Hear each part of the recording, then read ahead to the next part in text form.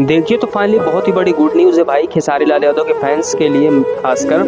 मैं आप सभी को बता दूं कि काजल राघवानी अभी कल परसों लाइव आई थी और लाइव मैं अभी देखा भाई। उस लाइव में इतना खतरनाक चीज़ बोली है काजल राघवानी खेसारी भैया के समर्थन में। तो सबसे पहले आप लोग चैनल को सब्सक्राइब कीजिए और घंटी को ऑल पे सेलेक्ट जरूर करें।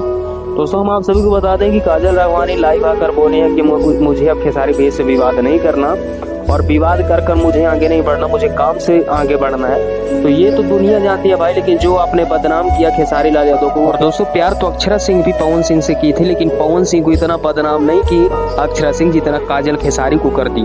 बहुत ही बुरा लगता है यार। खेसारी भैया ने वीडियो भी बनाया था उसको लेकर कि सेट वीडियो बनाया था, आप लोगों को मैं दिखाई दिया हूँ पिछले वीडियो में। तो बहुत ही ज़्यादा बुरा लगा भाई। आप लोगों को क्या लगता है काजल राघवानी को ऐसा करना चाहिए था या नहीं, कमेंट कीजिए।